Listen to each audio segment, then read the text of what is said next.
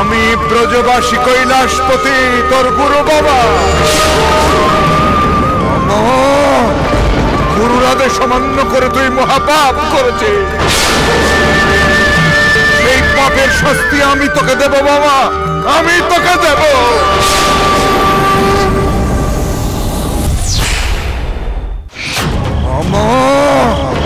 গুরুর আদেশ অমান্য করে তুই মহাপাপ করেছিস। সেই পাপের শাস্তি আমি তোকে দেব বাবা, আমি তোকে দেব।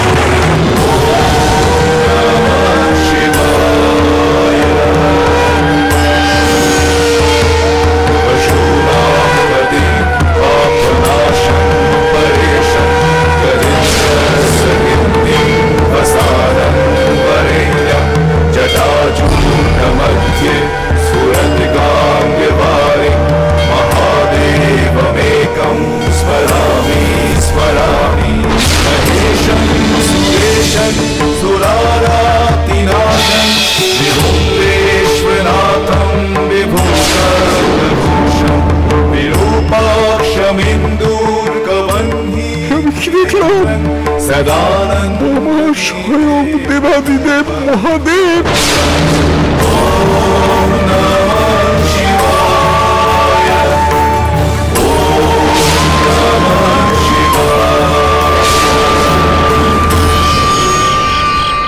দেখি আমি এখানে বসে আছি কেন? আমি তো গুরুদেব, গুরুদেব তুমি রুষ্ট হয়ে না গো গুরুদেব। আমার ভুল হয়ে গেছে, আমার ভুল হয়ে গেছে। আমি এখানে জল না নিয়ে গিয়ে বসেছিলাম বাবা। তুমি রুষ্ট হয়ে না গুরুদেব, তুমি আমাকে ক্ষমা কর। না না বাবা, তুমি আমার ছবি না, ছবি না। কেন গুরুদেব, কেন গুরুদেব? আমার অপরাধ যদি তুমি মার্জনা না করতে পারো তাহলে আমাকে সাজা দাও গুরুদেব, আমাকে সাজা দাও গো। তুমি যে কোনো সাজা দেবে আমি তাই মাথা পেতে নেব গো। আদেশ করো, আমাকে আদেশ করো গুরুদেব। আজ থেকে আমি তোকে আর কোনো আদেশ দেব না বাবা।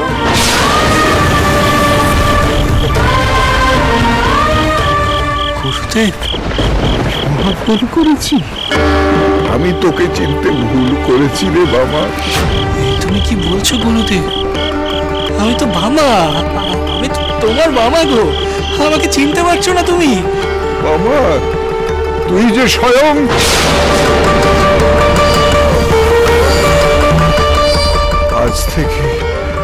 আজ থেকে তোর সাধন পথ তুই নিজেই খুঁজে নিবি বাবা। আমি খুঁজে নেব, কিন্তু গুরু মন্ত্র ছাড়া আমি সাধন পথের সন্ধান পাবো কি করে গুরুদেব? আমাকে গুরু মন্ত্র দাও গুরুদেব। গুরু মন্ত্রের তোর আর দরকার নেই রে বাবা। তোর সাধন মন্ত্র তুই নিজেই ঠিক করে নিবি রে বাবা, নিজেই ঠিক করে নিবি।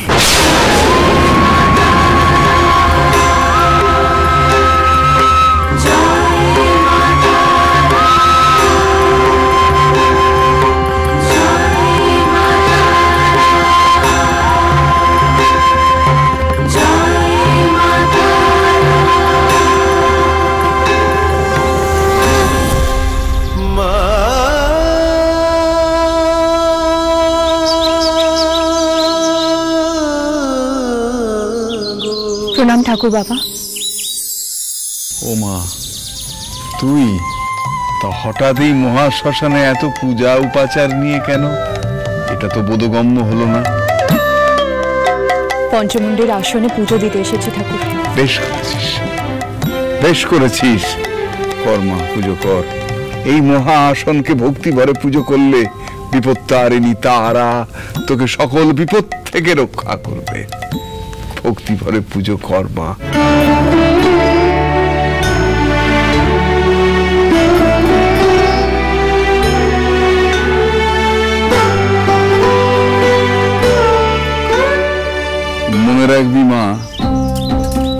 পঞ্চমুণ্ডির মহা আসন তারাপীঠের সাধন শক্তির একমাত্র কেন্দ্রস্থল।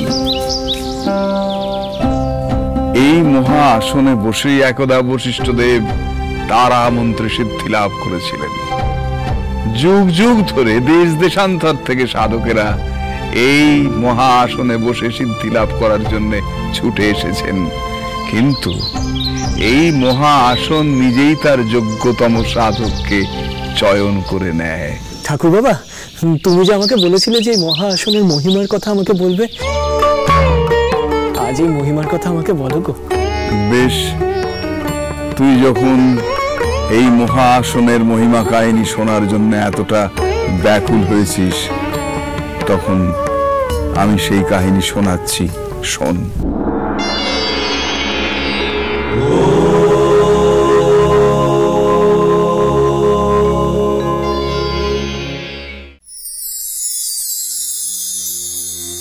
পুরাকালে পদ্মযোগী প্রজাপতি ব্রহ্মা তখন ব্রহ্মলোকে অবস্থান করছেন। অনন্ত জগৎ সৃষ্টি নিয়ে তিনি মগ্ন। তখন তার মানস পুত্র সপ্তঋষির অন্যতম মহাঋষি বশিষ্ঠদেব তার কাছে এসে উপস্থিত হলেন। প্রণাম পিতা। গুরু ব্রহ্মা। পুত্র বশিষ্ঠ, ব্রহ্মলোকে তোমাকে স্বাগত জানাই।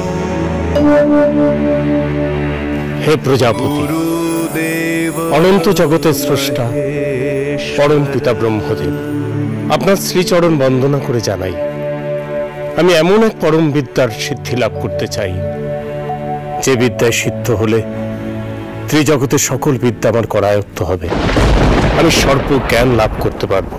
তুমি অন্য কিছু প্রার্থনা করো পুত্র, তোমার প্রার্থনা আমি পূর্ণ করব। পিতা, পিতা, আমি সেই ব্রহ্মবিদ্যা তথা পরাবিদ্যায় সিদ্ধ হতে চাই। আমার কাতর প্রার্থনায় আপনি তুষ্ট হন পিতা, আমাকে বিমুখ করবেন না। তথাস্তু।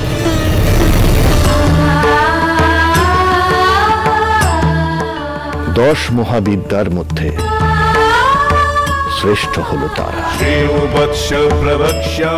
তারা বিদ্যাই হলো ব্রহ্মবিদ্যা। তিনি আদিভূতা ব্রহ্ম সনাতনী। তার তত্ত্বই হলো ব্রহ্মতত্ত্ব। সেই তারা ব্রহ্মময়ীর কৃপা লাভ করতে পারলে তুমি ব্রহ্মজ্ঞ লাভ করবে।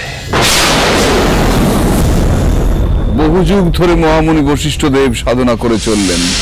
ওম প্রত্যালীহ পদাঙ্ঘোরাম মুক্তমালা বিভূষিতাম সর্বাং লম্বোদরিং ভীমাং ব্যঘ্রচর্মামৃতাং কটৌ। অটল, অচল, অনড় হয়ে তিনি একাগ্র চিত্তে তারা সাধনায় মগ্ন।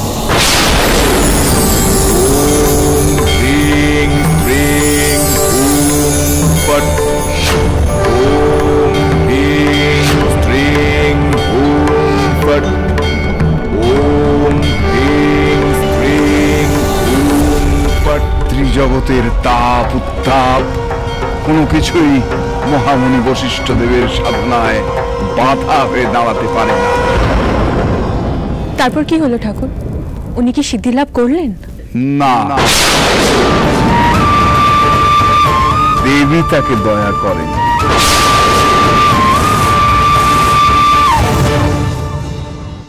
বশিষ্ঠদেব সিদ্ধি লাভ করতে না পেরে এবার প্রচন্ড ক্রুদ্ধ হয়ে উঠলেন।